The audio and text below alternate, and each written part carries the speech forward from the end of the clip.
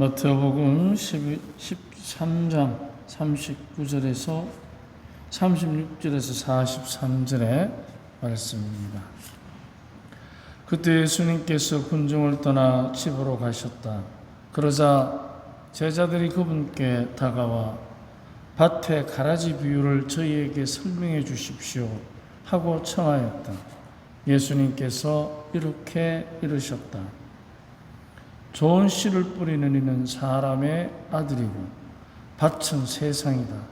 그리고 좋은 씨는 하늘 아래의 자녀들이라고 가라지들은 악한 자의 자녀들이며 가라지를 뿌린 원수는 악마다. 그리고 수확대에는 세상 종말이고 일꾼들은 천사들이다. 그러므로 가라지를 거두어 불에 태우듯이 세상 종말에도 그렇게 될 것이다. 사람의 아들이 자기 천사들을 보낼 터인데 그들은 그의 나라에서 남을 죄짓게 하는 모든 자들과 불의를 저지르는 자들을 거두어 불구덩이에 던져버릴 것이다. 그러면 그들은 거기에서 울며 이를 갈 것이다. 그때 의인들은 아버지의 나라에서 해처럼 빛날 것이고 빛날 것이다. 귀 있는 사람은 들어라. 주님의 말씀입니다. 그리스도님 찬미합니다.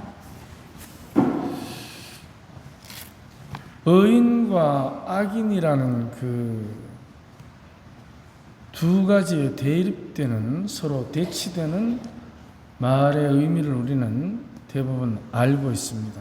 그래서 우리들이 이렇게 믿음의 생활을 하는 것은 악인이기보다는 의인으로 살아가기를 청하면서 우리들의 그 부족한 점들을 메꾸는, 즉 우리가 100% 의인으로 살지는 못할지라도 그래도 악인이기보다는 의인으로 세상을 살았으면 하는 우리 각자 나름대로의 바람이 다 있을 것입니다.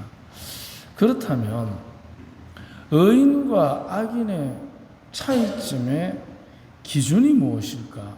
한번 우리가 묵상해 볼 필요가 있을 것 같습니다. 그래야만 의인과 악인의 개념이 좀 더 뚜렷해질 때 우리들의 행동 방향도 쉽게 정립되고 우리들이 처신을 의인답게 하는데 도움이 될 것입니다. 의인과 악인의 차이, 그걸 어떻게 우리가 선을 그을 수 있을까? 쉽게 길에 가다가 5,000원짜리, 만원짜리, 5만원짜리가 떨어져 있을 때 우리는 어떻게 합니까? 필요한 만큼 주워 갑니까? 다 가져갑니까? 그대로 두고 갑니까? 만약에 여러분 자녀가 집에 돌아다가 길바닥에 5,000원, 만원, 5만원 떨어져 있는데 5,000원짜리 주워왔으면 뭐라 하겠습니까? 잘했다 하겠습니까? 아니면 더 없더나 어떻게 하시겠습니까? 의인과 악인의 기준은 의인은 손 안 대는 사람입니다. 자기 게 아니니까. 근데 악인은 남의 것도 내 것처럼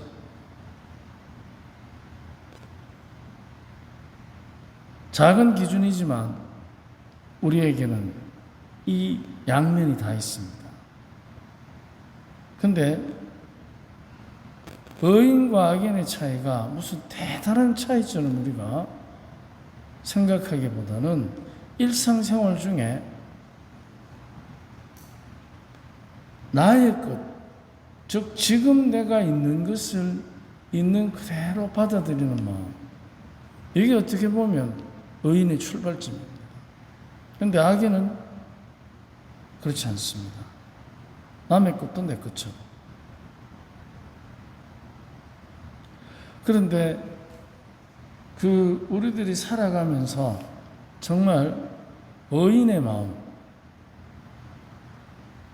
하늘에서 해처럼 빛나는 의인의 마음, 그 마음 속에는 지금 내가 가지고 있다고 해서 돈뿐만이 아니라 내 모든 것을 있는 그대로 받아들이는 그 마음에서부터 이제 한 가지 지혜가 떠오르게 됩니다. 뭐냐 하면 자기 자신으로서 자기가 위로가 되어주는 사람입니다. 내가 무엇을 가짐으로써, 무엇을 잘함으로써, 내가 인정받음으로써 물론 그것도 큰 위로가 될 것입니다.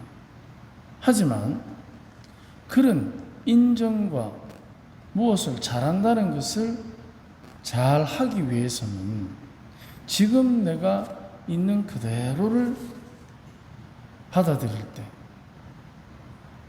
바로 그때 이제 자기 스스로가 자기에게 위로가 되는 힘을 얻게 됩니다. 그런다고 해서 다른 사람과 관계없이 고립된 생활을 사느냐? 그것도 아닙니다. 왜냐하면 자기를 있는 그대로 받아들이는 사람은 남도 쉽게 있는 그대로 받아들입니다. 비난하지 않고 뜯어 고치려고 하지 않고. 그러면 발전이 없지 않습니까? 물을 수 있습니다. 그런데 잘 한번 생각을 해 보십시오. 우리가 살아가면서 나의 발전과 변화라는 것이 지금 있는 그대로를 받아들이지 않는데 과연 현실적 진단이 나오겠습니까? 내가 가진 것이 10,000원밖에 없는데 나는 원래 10만 원 있어야 되는데 10,000원밖에 없다고. 그러면은 그 개입을 항상 갖고 살아야 됩니다.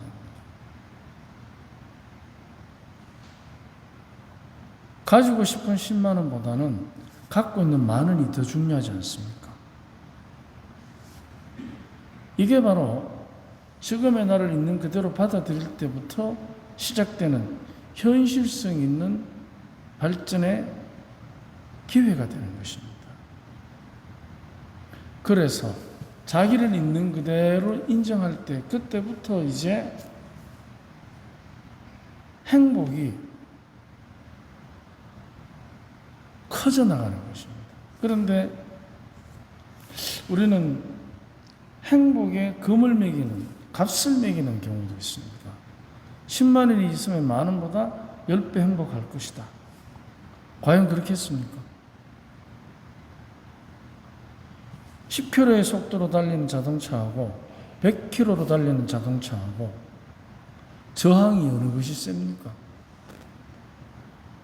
바로 행복은 그렇기 때문에 그 반면에 그 10만 원을 가지는 근심이 훨씬 더 클 수도 있습니다. 그렇기 때문에 지금의 현실에 있는 그대로 받아들이는 것, 이것이 의인이 삶을 살아가는 첫 번째 지혜입니다. 근데 우리는 대부분 행복하기 위해서는 목표가 설정되고 나아가야 되는 어느 정도의 목적을 달성해야만 행복해지는 것처럼 많은 경우에 우리는 생각하고 있습니다. 맞습니다. 그것도 맞을 수 있습니다. 하지만 그 정해진 목표에 힘있게 그리고 끊임없이 노력하기 위해서 가장 먼저 요구되는 것은 지금 있는 그대로를 인정하는 것입니다. 그래서 결코 내가 가지지 못한 것 또는 가지고 싶은 것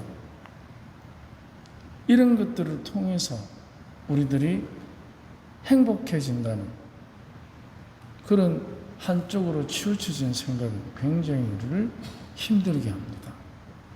그래서 그 생각에 집착을 하다 보면 우리는 쉽게 남의 것도 내 것처럼 여기는 유혹을 받게 되는 것입니다. 주님께서 우리에게 매일매일 우리 안에서부터 충만한 은총을 주신다는 것은 바로 매일매일에 있는 그대로의 인정하는 삶. 물론 비교하면 부족하고 모자라고 안타까울 때도 있을 것입니다. 하지만 부족하고 모자라고 안타까운 것보다는 오히려 지금 있는 그대로에 대한 인정. 그래서 그 지금 있는 그대로의 인정을 계속해서 반복할 때, 그때 우리는 이제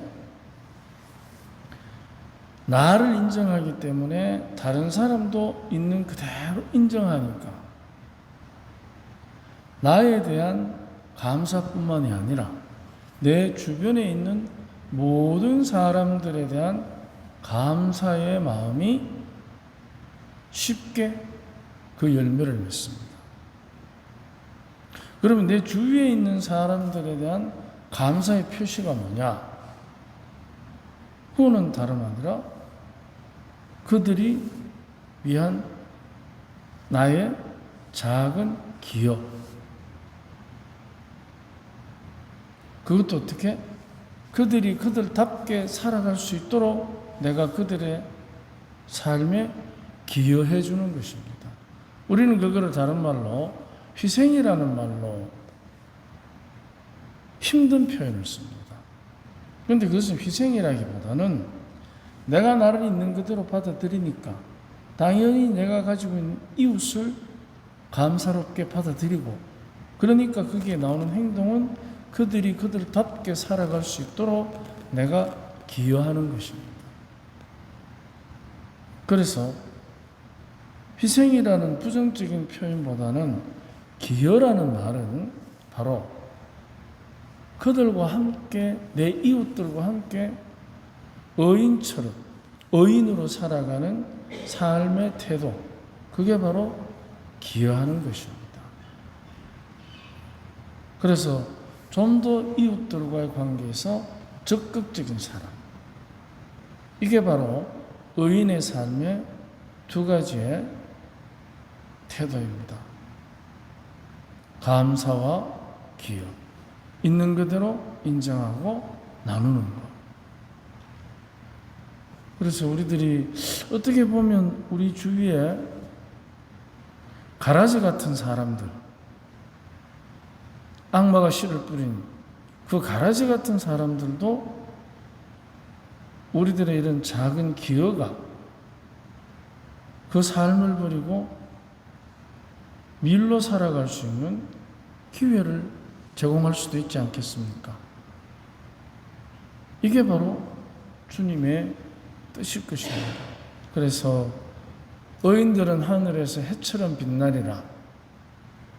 그건 다름이 아니라 우리 각자가 감사와 기여로 살아갈 때 이미 우리는 하늘에서 해처럼 빛나는 것뿐만이 아니라 이 땅에서